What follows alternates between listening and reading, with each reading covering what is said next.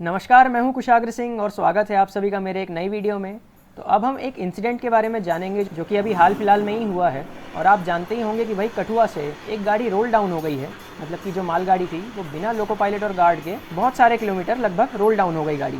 अभी ये न्यूज़ में भी बहुत ज़्यादा खबर वायरल हो रही थी कि भाई बिना लोको पायलट गार्ड के एक गाड़ी चल दी और 80 किलोमीटर तक की स्पीड अचीव भी कर ली थी। अब भाई ये इंसिडेंट कैसे हुआ, तो चलिए इसके पूरे के पूरे पर्टिकुलर्स मैं आपको बताता हूँ और आखिर इसके क्या रीज़न हो सकते हैं हम ये भी जानने की कोशिश करते हैं। अब सबसे पहले तो आप पर्टिकुलर समझ लीजिए। तो देखिए ये गाड़ी का ट्रेन नंबर था DMT। तो अब यहाँ पर जो DMT है उसका मतलब डिपार्टमेंटल मटेरियल ट्रेन हो सकता है, क्योंकि यहाँ जो भी इंटर डिपार्टमेंटल गाड़ियाँ चल रही हैं गिट्टी की तो उसको यहाँ DMT बोलते होंगे। और वहीं कौन सी गाड़ी थी ये, तो ये BOBYN वाली गाड़ी थी जिसमें कि गिट्टी लोडेड रहती है और इस गिट्टी को नई रेलवे ट्रैक्स पर डाला जाता है। तो आप समझ गए यहाँ पर गिट्टी वाली मालगाड़ी थी और इसके टोटल 53 वैगन्स थे और पूरे के पूरे लोडेड थे, मतलब कि पूरी की पूरी ये गाड़ी लोडेड थी। और लोडेड मतलब कि आप ये मत समझिएगा कि भाई कम लोड रहता है, लगभग 80 टन के करीब हर डिब्बे में यहाँ पर गिट्टी भरी होगी। अब ये आखिर हुआ कैसे, तो देखिए कठुआ रेलवे स्टेशन पर एक गाड़ी पहले से खड़ी हुई थी, मतलब कि पूरी की पूरी लोडेड गाड़ी जो है कठुआ रेलवे स्टेशन पर पहले से खड़ी थी। अब सुबह इसमें अलग से 2 इंजन लाके लगाए जाते हैं और वो इंजन डीजल मल्टीपल रहते हैं, जिसमें पहला इंजन का नंबर रहता है 13246 और दूसरे का रहता है 14806। तो ये मल्टी इंजन इसमें लाकर लगाए जाते हैं और फिर लोको पायलट को ये आदेश दे दिया जाता है कि इन इंजन को आप बंद कर दीजिए, क्योंकि अभी फिलहाल वो गाड़ी को आगे नहीं जाना रहता है। तो लोको पायलट उस आदेश के हिसाब से उन इंजन को बंद भी कर देते हैं। और ये जो लोको पायलट थे तो इनके बारे में मैं आपको बता दूं कि ये रात भर किसी और गाड़ी में ड्यूटी करके कठुआ में आते हैं और कठुआ में इनको शंटिंग ऑर्डर दिया जाता है, जिसमें कि ये दोनों लोकोमोटिव्स को इनको गाड़ी में लगाना पड़ता है। और जैसे ये दोनों इंजन को इस गाड़ी पे लगा देते हैं बस उनकी ड्यूटी वहीं पर समाप्त हो जाती है, उनको फिर अलग ड्यूटी के लिए भेज दिया जाता है। लेकिन उसके बाद ही यहाँ पर एक गाड़ी रोल डाउन हुई है। अब यहाँ पर गलतियाँ क्या क्या हो सकती है, तो चलिए ये भी हम समझने की कोशिश करते हैं। अब सबसे पहले तो आप ये चीज़ जानिए कि जब भी कोई गाड़ी को स्टेबल करते हैं तो उसमें क्या क्या प्रोसीजर रहता है इंडियन रेलवेज का। तो देखिए भारतीय रेलवे के नियम बहुत ज़्यादा खतरनाक है और इनके नियम का अगर पालन हो तो कोई भी गाड़ी यहाँ पर रोल डाउन नहीं हो सकती है। तो क्या क्या नियम है आप सबसे पहले तो ये समझने की कोशिश करिए। अब सबसे पहले तो लोको पायलट की मैं आपको रिस्पॉन्सिबिलिटी बताता हूँ। तो देखिए जब भी लोको पायलट्स यहाँ पर कोई गाड़ी को स्टेबल करेंगे तो उन्हें 4 नियमों का पालन करना पड़ता है, जिसमें सबसे पहला ये होता है कि भाई ट्रेन के ब्रेक्स को लगा के रखना है।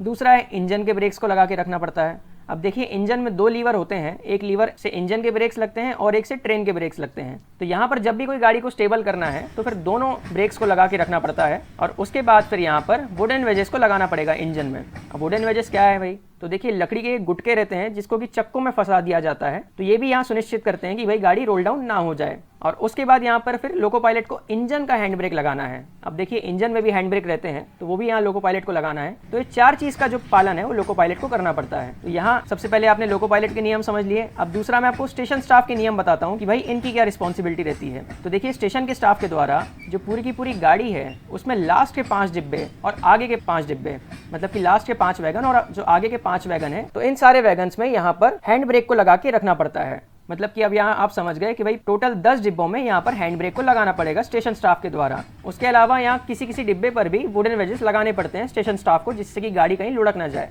और यहाँ पर गाड़ी को चेन ताला भी बांध के रखना पड़ता है। तो भाई देखिए यहाँ पर इतनी सारी रिस्पॉन्सिबिलिटी है स्टेशन स्टाफ की भी कि भाई कोई गाड़ी को अगर स्टेबल करना है तो इतनी सारी चीज़ें यहाँ पर निभाना पड़ता है। और इन सब चीज़ें होने के बाद यहाँ पर कोई गाड़ी को स्टेबल किया जा सकता है या फिर उस गाड़ी को रोक के रखा जा सकता है जिससे कि ये लुढ़के ना। तो अगर ये सारी चीज़ें यहाँ पर पालन होगी तो किसी भी हाल पर यहाँ गाड़ी नहीं लुढ़क सकती है। लेकिन यहाँ पर अब आप समझ गए होंगे कि कहीं ना कहीं चूक हुई है और मैनुअली ये चूक हुई है। और हो सकता है किसी एक जन नहीं मल्टीपल यहाँ पर चूक हुई हो, कि स्टेशन मास्टर से भी यहाँ चूक हो सकती है और लोको पायलट से भी यहाँ पर चूक हो सकती है। अब इसमें मेन रिस्पॉन्सिबिलिटी किसकी है ये तो इन्वेस्टिगेशन के बाद में ही पता चलेगा। लेकिन मेन चीज़ आपने समझ लिया कि भाई यहाँ पर ऐसी गलतियाँ हो सकती है जिसमें कि इन नियमों का पालन ना किया गया हो। उसके बाद भाई मैं आपको यहाँ पर बता दूँ, अब जो कठुआ रेलवे स्टेशन है जम्मू से नई दिल्ली की मेन लाइन पर पड़ता है। अब जो जम्मू दिल्ली वाली लाइन है तो उसी में जो डाउन मेन लाइन थी कठुआ रेलवे स्टेशन पर, वहीं पर एक गाड़ी डायरेक्टली खड़ी हुई थी, मतलब कोई लूप लाइन में नहीं थी, मेन लाइन पर ये गाड़ी खड़ी हुई थी। और हो सकता है इसको बाद में चलाना भी हो, फिलहाल तो इंजन बंद थे इसके। अब देखिए क्या हुआ है कि भाई जम्मू से नीचे आते समय आप जानते ही हैं कि भाई ढलान रहती है, क्योंकि जम्मू ऊपर के साइड में है तो ऊपर अगर दिल्ली से आप जम्मू की तरफ जाएंगे तो चढ़ाई रहती है और जम्मू से आते वक्त यहाँ पर ढलान रहती है। तो उसी बीच वहाँ पर ढलान में अब यहाँ गाड़ी को ब्रेक्स तो मिले नहीं है और गाड़ी यहाँ पूरी की पूरी लोडेड थी 53 वैगन, और हर एक वैगन में आप 80 टन और जोड़ लीजिए, मतलब 53 इंटू 80 टन यहाँ पर लगभग लोड था टोटल। और मोमेंटम अगर आप नहीं जानते हैं तो मोमेंटम को आप समझ लीजिए, वो होता है मास इंटू वेलोसिटी। तो यहाँ पर इतना ज़्यादा मोमेंटम आ गया कि भाई गाड़ी जो है वो लुढ़कते हुए चली गई। और लुढ़कने के बाद में यहाँ जैसी गाड़ी स्टार्ट हुई है तो देखिए इसमें ना तो कोई लोको पायलट थे ना ही कोई गार्ड थे, पूरी की पूरी गाड़ी बस ऐसी लोडेड थी और उसके बाद सुबह 7:13 पर एक कठुआ से जो है रोल डाउन हो गई गाड़ी और आगे चलते हुए ये ऊंची बस्सी रेलवे स्टेशन तक के गई है। और ऊंची बस्सी कोई पास में रेलवे स्टेशन नहीं है, लगभग 9 रेलवे स्टेशन बाद में आता है। ये 71 किलोमीटर है वहां से टोटल। ये वैसे तो न्यूज वगैरह में 80 के ऊपर बता रहे थे, लेकिन देखिए वैसा नहीं है, यहाँ टोटल डिस्टेंस 71 किलोमीटर आता है। और ऊंची बस्सी रेलवे स्टेशन है आखिर पहुंची कब गाड़ी, तो देखिए ऊंची बस्सी रेलवे स्टेशन ये पहुंची 8:38 पर, मतलब कि 8:38 AM पर ये वहां पर पहुंच गई। तो भाई इसका कितने देर का रन रहा, तो देखिए ये चली थी 7:13 पर कठुआ से और पहुंच गई 8:38 पर ऊंची बस्सी, जहां पर इसको रोक दिया गया फाइनली। तो ऑलमोस्ट 1 घंटा 25 मिनट यहाँ पर ये गाड़ी चली है लगातार। अब देखिए जैसे ये कठुआ रेलवे स्टेशन से स्टार्ट हुई है तो इसके बाद यहाँ पर अगला स्टेशन आता है मधोपुर पंजाब नाम से। और मधोपुर पंजाब जो यहाँ पर रेलवे स्टेशन है, तो मैं यहाँ पे आपको उसका मीन सी लेवल बता देता हूँ, मतलब कि भाई समुद्र तल से ऊंचाई जो रेलवे स्टेशन पर लिखा रहता है, तो उसके हिसाब से मैं आपको यहाँ पर समझाने की कोशिश करता हूँ कि भाई कितनी ऊंचाई थी। तो देखिए जहाँ से गाड़ी स्टार्ट हुई थी कठुआ से, तो यहाँ पर जो मीन सी लेवल है वो है 393 मीटर का। और उसके बाद फिर जैसे ही यहाँ से गाड़ी मधुपुर पंजाब पहुंचती है तो वहाँ पर मीन सी लेवल हो जाता है 353 का। तो अब आप यहाँ पर समझ सकते हैं कि भाई पहले 393 था, फिर उसके बाद 353 आ गया, तो लगभग 40 मीटर का तो यहीं पर गैप हो गया। तो यहाँ बहुत ज़्यादा ढलान थी। उसके बाद यहाँ से अगला स्टेशन आता है सुजानपुर, और सुजानपुर में आते ही यहाँ पर जो मीन सी लेवल है वो हो जाता है 333 मीटर का, मतलब यहाँ पर और ढलान अब आ गई है। उसके बाद फिर यहाँ पर भरोली जंक्शन रेलवे स्टेशन आता है, वहाँ पर जो मीन सी लेवल है वो हो जाता है 320 का, तो यहाँ देखिए और ढलान आ गई। उसके बाद फिर यहाँ पर सीधा पठानकोट कैंट रेलवे स्टेशन आ जाता है, और ये रेलवे स्टेशन कोई छोटा मोटा नहीं है, तो और बड़ा है। तो यहाँ पर जो मीन सी लेवल है वो हो जाता है 332, मतलब कि यहाँ थोड़ी सी ऊंचाई आ जाती है भरोली जंक्शन रेलवे स्टेशन के बाद में। लेकिन उसके बावजूद गाड़ी का मोमेंटम इतना ज्यादा हो गया था कि भाई स्पीड जो है गाड़ी लगभग 80 किलोमीटर प्रति घंटा पकड़ ली थी, मतलब कि यहाँ पर आप समझ सकते हैं 80 की स्पीड गाड़ी ने पकड़ ली थी।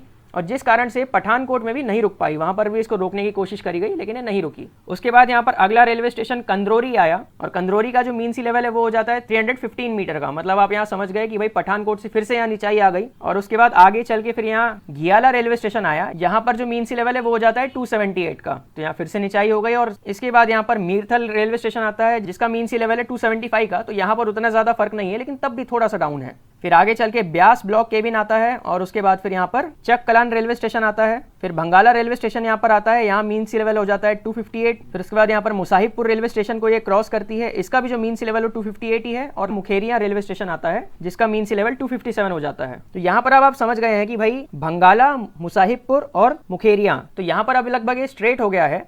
यहाँ जो मीन सी लेवल है उसमें उतना ज्यादा उतार चढ़ाव नहीं है। तो अब भाई जितनी गाड़ी का मोमेंटम बन गया था उससे जितनी स्पीड से चल रही थी, तो इन रेलवे स्टेशन को ये लगातार ऐसी क्रॉस करती है, और यहाँ पर इसकी स्पीड नहीं बढ़ती है बल्कि थोड़ी घटना शुरू हो जाती है फ्रिक्शन की वजह से। इसके बाद यहाँ पर घोंसपुर रेलवे स्टेशन आता है जो कि थोड़ा छोटा रेलवे स्टेशन है, और लास्ट में यहाँ पर गाड़ी ऊंची बस्सी रेलवे स्टेशन पर चले जाती है। और ऊंची बस्सी रेलवे स्टेशन का जो मीन सी लेवल है वो लगभग है 238 मीटर का। तो यहाँ पर मीन सी लेवल थोड़ा सा कम तो हुआ है ऊंची बस्सी में, लेकिन यहाँ तब तक गाड़ी की स्पीड को कंट्रोल कर लिया गया था। अब भाई गाड़ी की स्पीड को यहाँ कैसे कंट्रोल कर लिया गया था, तो देखिए हर एक रेलवे स्टेशन पर यहाँ पर गिट्टी डालने के लिए कहा गया था। मतलब कि अब यहाँ पर रेलवे के प्रशासन की आपको तारीफ करना पड़ेगा कि भाई जो रेलवे का प्रशासन है वो कितना ज्यादा एक्टिव हो गया था तुरंत ही। इस गाड़ी को ये लोग अगर चाहते तो डिरेल भी करवा सकते थे, लेकिन आगे की लाइन यहाँ पर खाली थी, जिस वजह से यहाँ पर डिरेल नहीं किया गया गाड़ी को। अब भाई गाड़ी का अगर जानबूझ के डिरेलमेंट कराते या फिर एक्सीडेंट करा देते तो उसमें भाई ये चीज हो सकती थी कि आजू बाजू यहाँ जो डिब्बे हैं वो बिखर जाते, जिससे कि भाई आगे का ट्रैफिक जाम हो जाता और रेलवे को भी यहाँ पर बहुत ज्यादा नुकसान होता। तो यहाँ पर क्योंकि आगे की लाइंस खाली थी तो इसलिए जानबूझ के इस गाड़ी को आगे तक के चलाया गया ऐसे ही।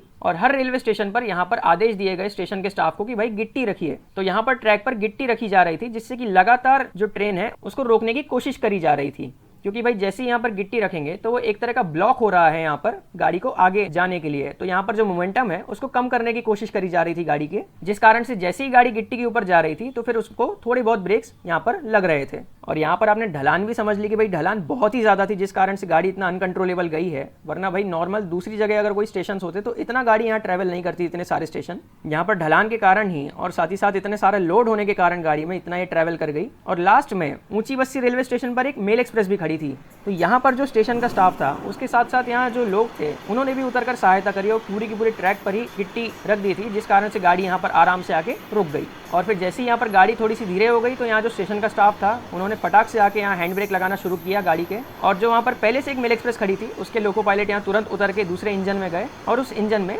ब्रेक्स लगाए गाड़ी के, ताकि भाई गाड़ी को खड़ा किया जा सके। फिर वहाँ पर जो मेल एक्सप्रेस खड़ी थी तो उसके ही लोको पायलट उस मालगाड़ी के इंजन में गए, उस मालगाड़ी के इंजन को चालू किया और फिर वो जो फॉलिंग मार्क था उसको क्लियर किया। मतलब कि भाई जो पूरी ट्रेन थी उसको स्टेशन प्रीमाइसेस के अंदर में लाया गया, जिससे कि दूसरी कोई गाड़ी अवरुद्ध ना हो। और वहां पर उसको खड़ा करके छोड़ दिया। फिर वो अपनी मेल एक्सप्रेस में वापस चले गए, उसको आगे लेके गए, लेकिन उन्होंने मेन यहाँ पर इतना काम और कर दिया और यहाँ पर थोड़ा काम जल्दी भी हो गया। अगर मान लीजिए वहां पर कोई लोको पायलट नहीं होते तो फिर किसी दूसरे स्टेशन से लोको पायलट को बुलाना पड़ता, जिससे कि यहाँ पर गाड़ियां बहुत देर तक फंसती। लेकिन रेलवे का मैनेजमेंट थोड़ा यहाँ पर इतना अच्छा रहा कि यहाँ बराबर चीजें निपट गई आराम से। तो यहाँ पर आपको प्रशासन की भी तारीफ करना पड़ेगा कि भाई इतने रेलवे स्टेशन गाड़ी को चलवाया और गाड़ी को रुकवाया भी, जिससे यहाँ पर कोई नुकसान तो ज्यादा नहीं हुआ रेलवे को और ना ही कोई गाड़ी ज्यादा डिटेन हुई। लेकिन यहाँ पर ये जो गाड़ी रोल डाउन हुई तो ये चीज ठीक नहीं था, क्योंकि भाई आगे मान लीजिए अगर कोई गाड़ी होती तो हो सकता था ये उससे टकरा भी सकती थी और कोई बड़ा एक्सीडेंट भी हो सकता था। लेकिन किस्मत यहाँ पर अच्छी रही सब लोगों की और भगवान का भी थोड़ा सा साथ रहा, जिस कारण से यहाँ पर गाड़ी का एक्सीडेंट तो नहीं हुआ। साथ ही मैं आपको एक और चीज बता दूं कि भाई कठुआ से जब ये गाड़ी रोल डाउन होना शुरू हुई तो उसके पहले यहाँ पर एक दूसरी मेल एक्सप्रेस को भी सिग्नल दिया गया था उसी लाइन से आगे जाने के लिए। और वो गाड़ी कौन सी थी? तो देखिए वो गाड़ी थी जम्मू तवी नांदेड़ हमसफर एक्सप्रेस, जो कि कठुआ पर खड़ी ही थी और वहां से उसको सिग्नल दिया गया था आगे के लिए। लेकिन बहुत ही ज्यादा अच्छी बात है कि भाई वो गाड़ी आगे गई नहीं, क्योंकि भाई अगर वो गाड़ी आगे चले जाती उसके बाद अगर ये रोल डाउन होती दूसरी मालगाड़ी तो यहाँ पर बहुत बड़ा एक्सीडेंट भी हो सकता था, जिसमें कि कई लोगों की जान भी जा सकती थी। लेकिन जैसा कि मैंने आपको बताया यहाँ सबकी किस्मत अच्छी रही, जिस कारण से यहाँ हमसफर एक्सप्रेस को भी कुछ नहीं हुआ। और जैसे यहाँ पर मालगाड़ी रोल डाउन हुई है तो उसके बाद तुरंत ही स्टेशन मास्टर द्वारा भी एक्टिवनेस दिखाई गई और वहां पर जो हमसफर एक्सप्रेस थी उसके सिग्नल को वापस लिया गया, मतलब कि वहां पर जो पहले उसको ग्रीन सिग्नल था उसको वापस लेकर रेड कर दिया गया और ये अनकंट्रोलेबल मालगाड़ी वहां से आगे बढ़ते बढ़ते इतना डाउन तक चली गई। अब यहाँ पर मेनली किसकी रिस्पॉन्सिबिलिटी आती है तो ये तो आगे के देखने की बात है। जैसे यहाँ पर इन्वेस्टिगेशन होगी तो उसके बाद ही यहाँ पर कुछ ना कुछ बताया जा सकता है कि भाई ऐसा क्या हुआ होगा जिस कारण से गाड़ी रोल डाउन हुई है। तो आई होप यहाँ पर आप समझ गए होंगे कल जो इंसिडेंट हुआ उसके बारे में कि भाई आखिर कैसे ये चीज हुई। इसके सारे मैंने आपको पर्टिकुलर्स बता दी। तो मिलते हैं अब ऐसी किसी और वीडियो में ट्रेन की बहुत सारी जानकारियों के साथ। अगर आपको कुछ डाउट हो तो आप कमेंट सेक्शन में पूछ सकते हैं। Thank you so much for watching this video. धन्यवाद।